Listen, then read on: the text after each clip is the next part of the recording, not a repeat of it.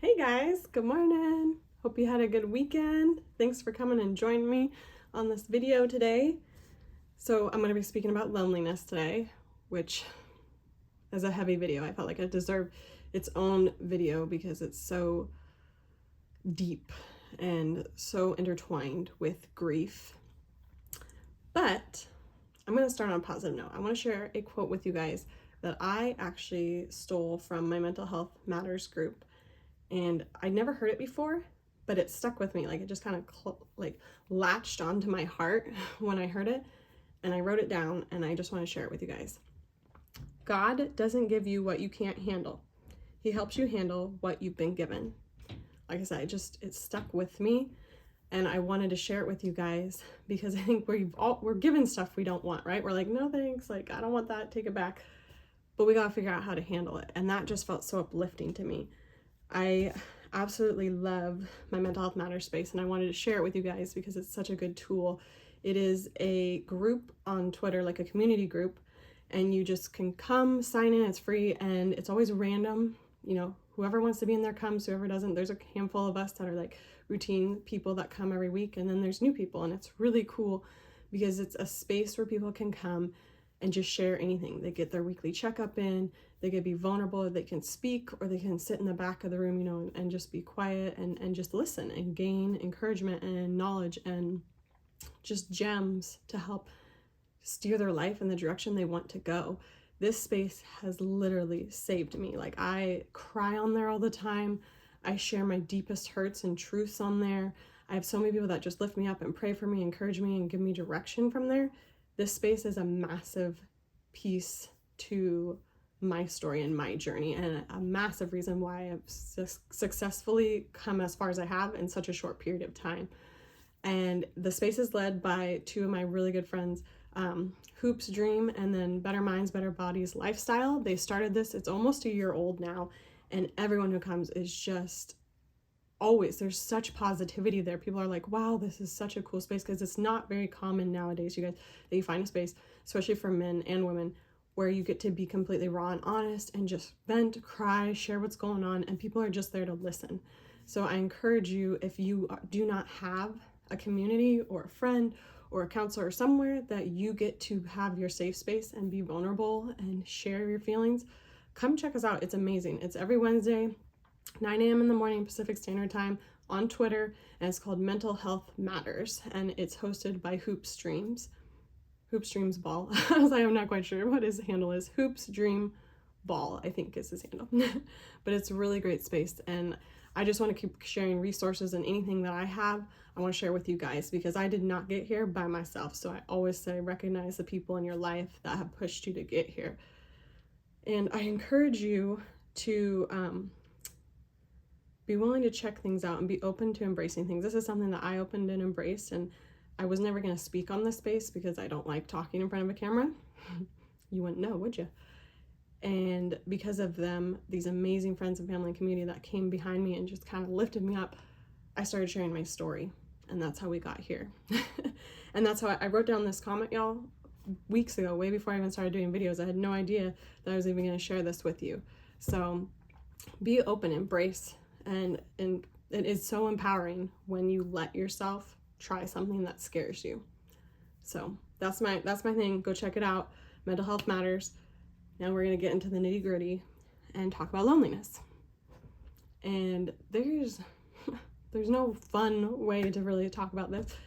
If you have gone through grief, if you're a widow or widower, you know that, or even if you lost your mom, your aunt, your child, you know, whatever special, amazing person that you lost, you felt that wave that just hits you, and it just feels like, you know, why would I even try? Why am I even going to try and swim out of this? It's so deep, it's so vast, it's got me, right? You've been there, and regardless of whether you're going through grief or not, you've been lonely in your life. You don't have to have lost someone to experience loneliness, because I think we are designed to be with others. We work well with others. We succeed. When you have good people around you, they carry you and you carry them, and you build into each other's lives. So I think that it is just so important to acknowledge your loneliness. Don't pretend it's not there. Don't shut it in a closet. I was tempted to. And just, it's real. It's real. And I do want to say real quick, the other thing I wanted to say as I started out is also that your journey is not going to look exactly like mine.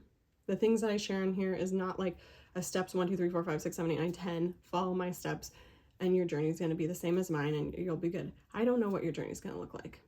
I hope and pray for your journey. I hope that you see a light at the end, and you see hope, and you see joy, and you see healing, and that you see a life that you want, that you deserve, that you can fight for, you can make it happen. I hope that's what you see. And so I just pray for healing. That's what I hope that you gain from this video. Is I've had so many people just bless me and pour that love and hope and joy and encouragement over me, and that's what I want to bring in these videos to your life, to your friends, to the people you can share this video with. That's all I want. This is not a direction guide, step 1 through 10 of how you're going to do anything. Just take what you can and pass it on and share it. And hopefully this helps you today to heal. So, loneliness. This was one of the things I felt like I didn't get really angry with grief at all. I wasn't angry at God. I wasn't angry at myself. I wasn't angry at Antoine. I wasn't angry, with doctors or anything like that. I was angry with loneliness. That was one that really caught up and wrapped around my ankles, wrapped around my heart, and I felt like just like it got me, guys. It really got me. And I didn't like the feeling, because I later on, as I look back, I had a really, really good conversation with one of my best friends, and he was talking about going out and doing stuff on my own and enjoying life, trying things, figuring out who I was, and, go to the beach by yourself, Joy, go to a movie by yourself, go out to a restaurant, just enjoying alone time, figuring out myself and growing myself. And it scared me, and I was like kind of mad, like in my head was like, well, that's okay, Phil, you enjoy that and you do that, but I'm not going to. Like, no, that's not for me. Loneliness is not for me. Like, I don't like it, and I'm gonna be pissed with it, and just and that was my attitude. And I was mad because as I look back and as I healed and as I processed it months later, as I went through this, guys, I was mad at loneliness because so much of my identity was in togetherness, just being one with Antoine and being his wife. And I prided myself so highly on that. I loved being a wife, and I was a pretty good wife, y'all. Like, God had created me for that purpose, and I had so much joy and fulfillment in being a wife that all of a sudden it was like when that was taken from me, the word single was so ugly to me, and I was just mad about it. And I was like, I can't enjoy this. Like, no way. I'm just gonna be pissed. Like, my best friend's gone, my life partner, him and I were gonna do this together, and I can't do anything alone. Like, I can't breathe, I can't sleep right, I forget to eat, like I can't drink water, like I can't do this alone, let alone enjoy it. That seemed crazy. But I'm so thankful for my friend, because he just gave me this different perspective and just gave me little tidbits. And that's why I'm always encouraging you to make videos and listen to people and share. Like, let's all share, because I bring something to the table, Phil brought something to my mental health space. We all bring different things. Your friends, your family, get out there, learn and listen, and embrace people's little tidbits, because it can give you such a perspective on something that you would never imagine. And it opened up doors for me, being like, okay, I can embrace the loneliness. And I like that word, embracing it, because I literally had decided I'm going to welcome the loneliness into my life. Instead of pretending that it doesn't exist, or instead of letting it completely own my life and eat me up inside and just make my days miserable, because it just is making everything negative and ugly, I was going to own it and embrace it and welcome it in. And some kind of like practical steps that I was given from my counselor, from my friends, was writing a letter.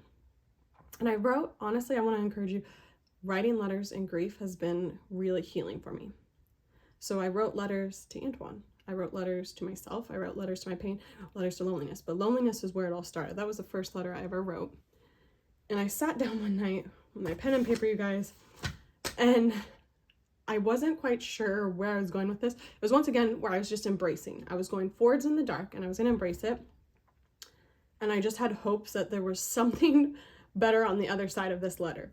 And it seems kind of funny because you're like, it's a piece of paper and it's ink. Like, what can this really do for you?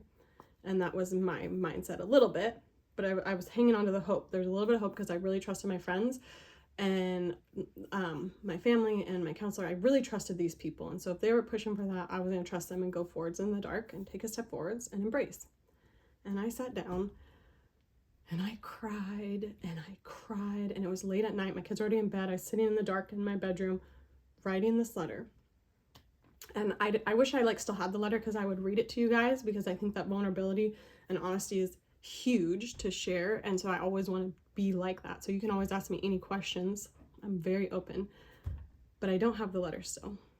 And I think I destroyed it. I can't even remember. There's a lot that's gone on in the last year and a half.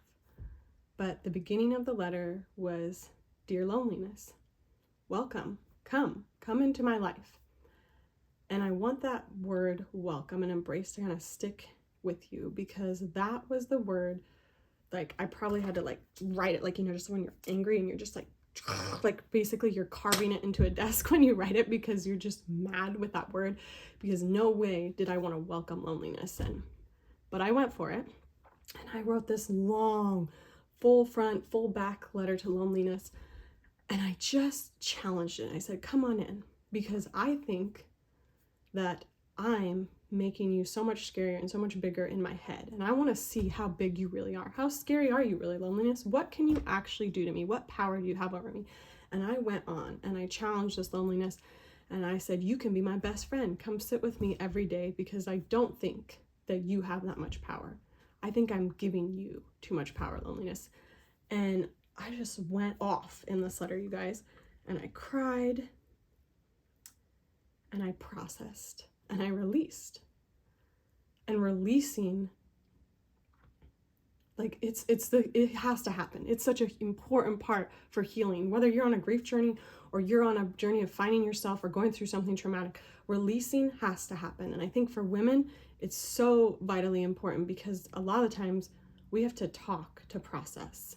It has to be said out loud for us to actually truly get to the root of where we're feeling and what we're thinking. And when we say it out loud, and sometimes even writing it and then I can read it out loud, it's the same thing. It's releasing it, it's processing, and it's growing. And all of a sudden, I promise you, that one letter and a lot of prayer and a lot of crying and hard work afterwards. I kept up with my hard work. But that one letter was the thing that tipped the scale, y'all. And that was where I decided that loneliness wasn't going to be this huge, ugly monster that I had created it and built it up in my head to be. Like I said, those man-made fears, I had man-made it into this monster. That loneliness could be a tool. It could be a fire gun. I'd already accepted that pain could be a tool, but now loneliness. Loneliness was like, no, I don't like this one. And I enjoy being around people. I'm not the type of person, I know some people, my brother, my husband, very much personalities that could go and be in a room and be alone, and it's like super fulfilling and it just feeds their souls. I am not so much like that. I don't like being in a room alone. And I have 4 kids, so, you know, it might be something that I could learn to enjoy. I just haven't ever had an opportunity. But it was a tool. Loneliness could be a tool, once again, for my life. There's so many things that hurt, but they're really good for us if you let it be. And I think that's what's so cool, is that God will put these things in our lives that I'm not gonna raise my hand and jump up and down and be like, pick me, like, I want the loneliness, I want the pain, I want to be a widow. Like, come on, God, rain it down on me, I got this. No. I don't know, maybe you're like that, but I am not. No, thanks. Like, I don't pick pain. I'm a little bit of a chicken. But when God puts that stuff on there and we cry out to God and ask him, and he helps you handle it, he helps you use it, he helps you process it, he helps it give purpose and light, it's unstoppable. The strength and the resilience that you can gain from that is amazing when you take it and you take the power out of it. It's amazing. So and the other thing that I want to say too is that letters, it doesn't necessarily specifically have to be a letter.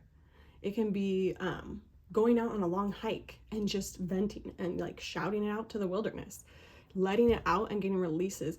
It's so important to find good habits to process heavy, big emotions. And it could be writing a letter, it could be getting a workout, it could be having a session with a counselor, it could be a mental health matters space, you know, like mine. Just releasing and making sure that you're processing and acknowledging. That's one thing I always say. I don't want it to be there isn't fear, there isn't pain, there isn't loneliness. No, those are all very real, and they are here and they are present. And writing one letter will not take it out of your life. I always say this, I wish I had, guys, steps, you know, 5 magical steps. Here's the 5 magical steps that will eliminate and erase loneliness from your life. If I had it, I would give it to you. Believe me, I've not completely erased loneliness from my life. Loneliness is here. There are still long nights at 11 o'clock at night when I sit in bed and I cry and I'm like, you know, and I have 16 pillows all in my bed that are like hugging me, and with my 16 pillows to try to pretend that like Antoine is somewhere there still, you know, and I'm not completely alone in this bed. It's still there, but it doesn't have power over me. Will it make me cry and be upset and need to spend an hour or 2 hours or maybe even a day where I'm embracing that loneliness, embracing that loss, embracing that grief? Absolutely. It's still here with me. It's still present. It's just like I said, I embraced it. I invited the loneliness in as my best friend. And so it's with me and I carry it, but it doesn't take away from me.